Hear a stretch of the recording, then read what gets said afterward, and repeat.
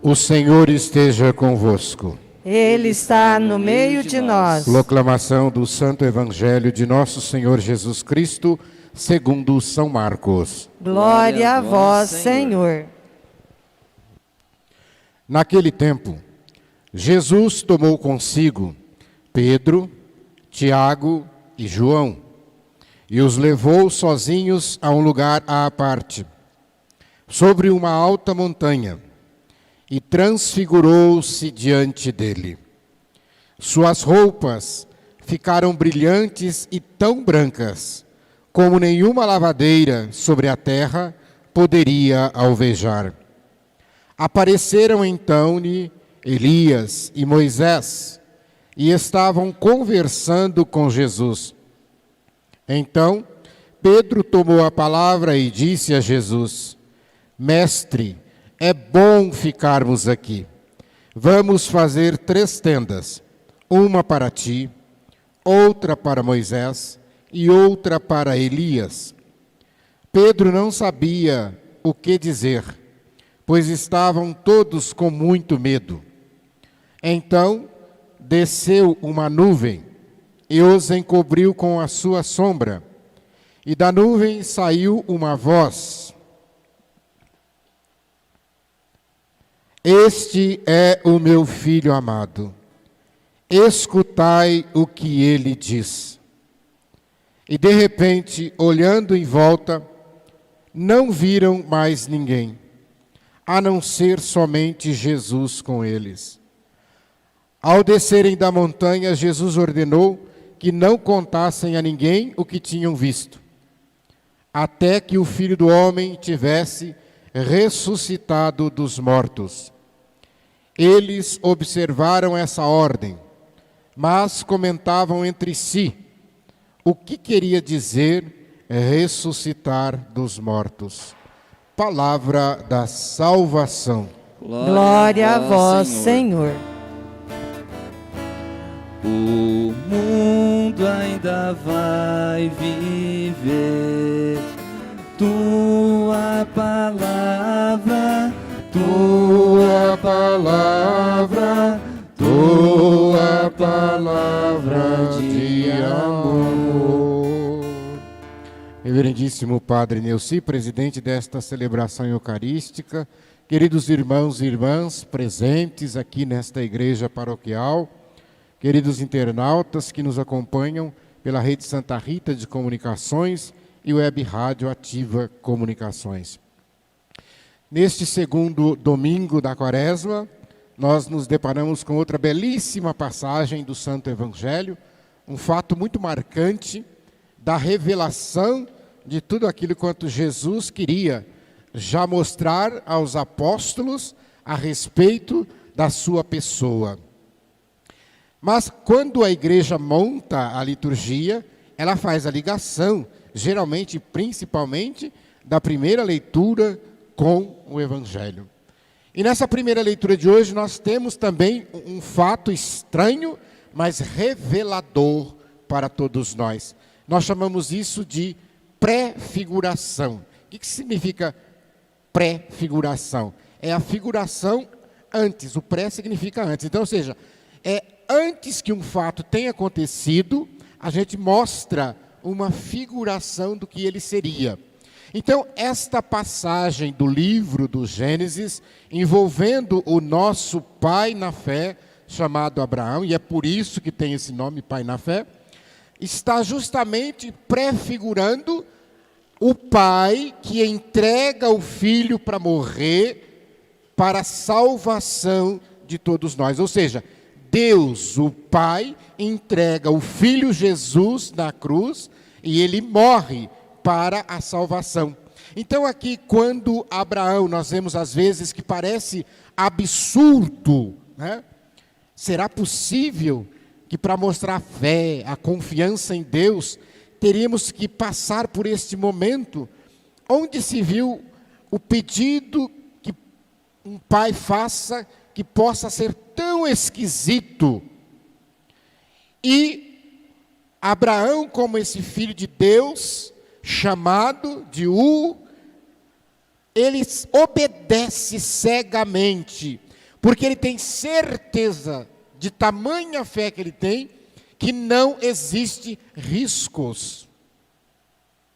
Porque nós temos geralmente, pela nossa humanidade, a característica de desconfiar de tudo, inclusive de Deus. Muitas vezes, às vezes a gente pede alguma coisa para Deus e a gente fica com aquele será?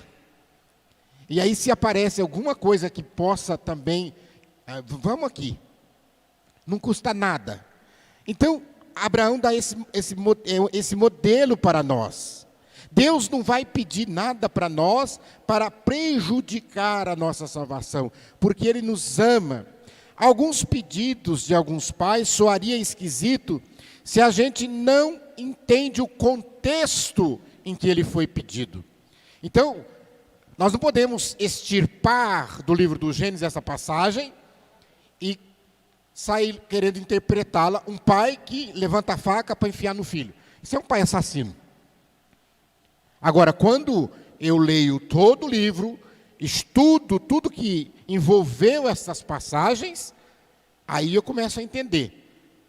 Veja bem, por exemplo, um pai que pede para uma criança de 2 anos, isso aqui é o exemplo que eu coloco sempre, vocês já me escutaram falar isso aqui, pega uma criança de 2 anos, coloca lá no caibo da tua casa, lá no forro, e aí você, pai, senta na cadeira ou fica em pé no chão, está lá uma distância de 2 metros, 3 metros de altura, e aí você fala para a criança assim, pula. Aí eu pergunto para vocês, ela pula ou não pula? Ela pula. Agora eu pergunto para você, por que ela pula? Porque ela tem certeza, ela tem confiança, ela tem fé absoluta de que o pai vai se esborrachar ali, mas não vai deixar ela cair no chão. Então Abraão tinha essa certeza, ele tinha esta fé. Pode parecer esquisito, às vezes se você olhar um pai falando para o médico, pode fazer um corte de 30 centímetros, para cortar, mete esse bisturi aí. Esse pai é assassino. Não, ele está falando para o médico fazer uma cirurgia, então eu preciso entender o contexto. Segura uma criança e pede para enfiar aquela agulha assim, né? A criança chora, esperneia. Nossa, que pai malvado. Não, ele sabe que aquela dor, que aquilo precisa para o bem. Então, são essa prova que Abraão abraçou. E ele nos ensina, então, a confiar em Deus. Porque mesmo quando tudo parece cair à nossa volta, e mesmo se os caminhos de Deus possam estar parecendo estranhos, possam estar parecendo incompreensíveis, a escuridão, a guerra, a violência, a opressão, a doença, o sofrimento, que às vezes nos leva ao desespero, como este momento que nós estamos passando agora, nós temos que entender que precisamos, como povo de Deus, seguir caminhando em frente, confiando que Deus é a nossa única esperança. Então façamos como Abraão e entendamos isso aqui. Nós sabemos que o judaísmo tinha os sacrifícios de animais, primogênitos, perfeitos, sem defeitos, sem aleijamento algum. Mas não tinha o hábito do sacrifício, não tinha o rito do sacrifício humano. Mas nós tínhamos naquela época muitas outras religiões ou crenças que praticavam isso. Então, por isso que às vezes alguém coloca isso aqui na Escritura e fala assim, mas será que é outro Deus que está me pedindo isso? Não, mas Abraão tinha a convicção. Depois, a segunda leitura da carta de Paulo aos Romanos, vem também na mesma direção, da razão da nossa esperança em Deus, que ama com amor imenso, que nos ama com amor eterno, que tem a capacidade de entregar o seu único filho. Então se pergunta, se ele deu para nós até o seu filho para morrer na cruz, o que ele mais não poderia nos dar? O que Deus não poderia nos dar, se for para o nosso bem? Porque Jesus morreu na cruz, não foi para você casar com um galã da novela. Jesus morreu na cruz, não foi para você ganhar na loteria, não foi para você ficar rico. Jesus não ganhou na loteria para você concluir o seu curso de faculdade, etc. Jesus não ganhou na loteria para você comprar carro, casa. Jesus morreu na cruz, melhor dizendo, para você ser salvo. para a tua, para a minha salvação. Esse foi o motivo da morte de Jesus na cruz. Então, às vezes, quando Deus também nos prova nesse sentido, é para a nossa salvação. Nós precisamos entender isso. Por isso que Paulo, nesta carta, faz esse questionamento. Se Deus é por nós, quem será contra? Nós precisamos abraçar isto. Nós não podemos ter medo. Devemos enfrentar a vida, como eu disse, na serenidade, na esperança. Eu costumo dizer que um cristão, quanto mais cresce na fé, ele mais perigoso se torna. Prestem atenção, vou repetir. Quanto mais nós crescemos na fé, nós mais nos tornamos perigosos, melhor dizendo. Primeiro, perigosos para nós mesmos, no sentido de que nós passamos a não ter medo de situações das quais a maioria fugiria. A maioria fugiria. A maioria não ia querer correr risco, mas nós enfrentamos esses perigos. Aqui está a motivação dos mártires. Por que eles morreram, foram assassinados? Porque eles não tiveram medo, porque tinha tamanha fé que eles enfrentaram o perigo e deram a vida. E como Jesus, derramaram o seu sangue. E também, aquele que vai firme na fé, ele acaba se tornando um perigo para os outros que estão à sua volta. E às vezes até afasta as pessoas que estão à sua volta. Porque aquele homem que vai firme na fé, geralmente ele é um homem da verdade. E tem muita gente que não gosta de ouvir a verdade que você fala. Então ela afasta de você. Lembra do episódio lá de João com Herodes? Porque João falava a verdade. E Herodíades não queria ouvir. Porque ele falava, você está em adultério, vocês estão errados. Então, de repente, se você está em adultério, você geralmente não quer ficar perto de um homem de fé, porque pode ser que ele vai falar isso para você. Se você é um corrupto, se você comete tantas coisas erradas, então, quando eu digo nesse sentido, o perigo se torna os outros, de repente, pode até querer eliminar. Quantos santos e santas da igreja morreram por causa da verdade? Foram assassinados. A começar, por exemplo, por confessores, né, padre? Confessores na época, porque todo reino tinha lá o padre confessor. E aí, se o rei desconfiava da rainha, ele queria que o padre entregasse o que a rainha falou na confissão. E o padre, como é fiel, como é homem de verdade, não entregava, só entregar o ultimato. Ele morria, mas não violava o segredo da confissão.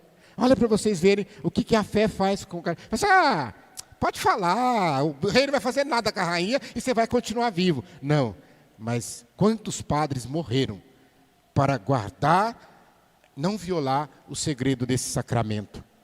E depois essa belíssima frase. Este é o meu filho muito amado. Escutai o que ele diz. Quando nós olhamos para a cruz e vemos Jesus, ela é o nosso Tabor de hoje. E esse Tabor, que essa montanha onde supostamente teria ocorrido essa transfiguração, está localizada no Vale de Israel, a 17 quilômetros do Mar da Galileia.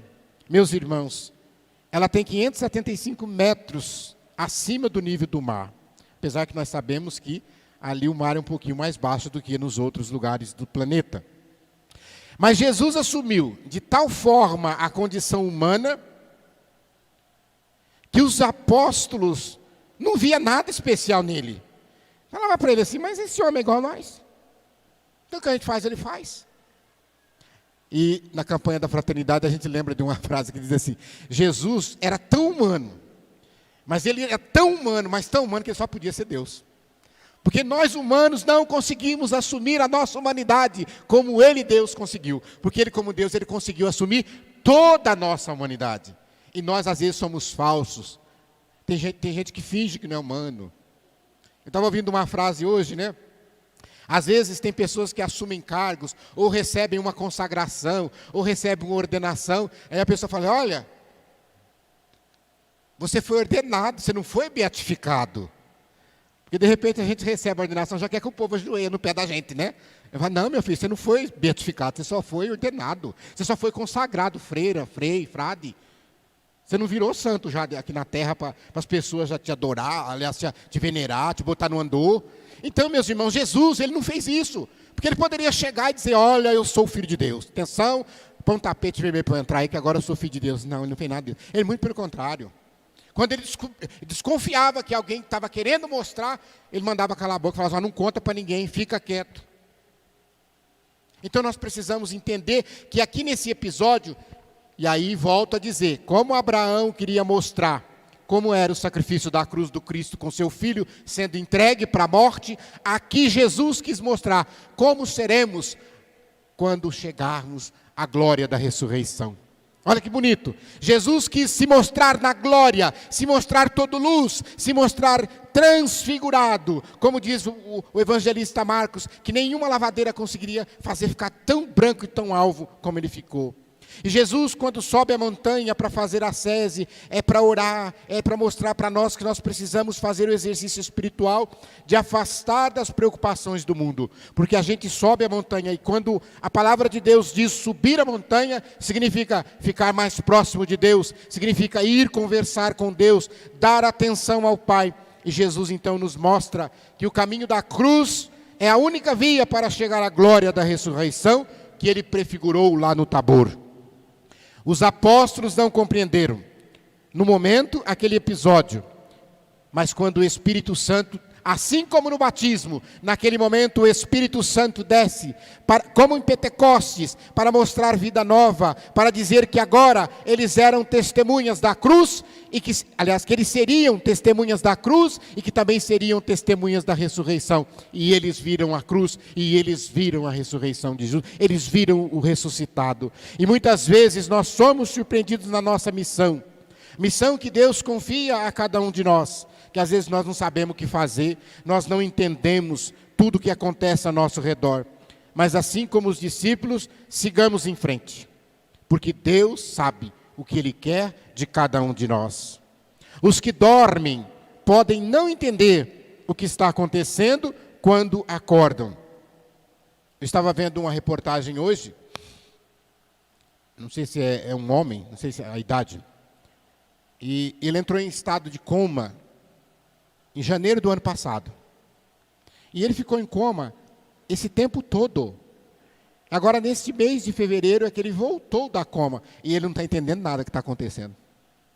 Quando ele voltou da coma, ele ficou vendo a televisão, vendo todo mundo de máscara, todo mundo lockdown. Eu falei, meu Deus do céu, o que está acontecendo? Porque ele estava dormindo.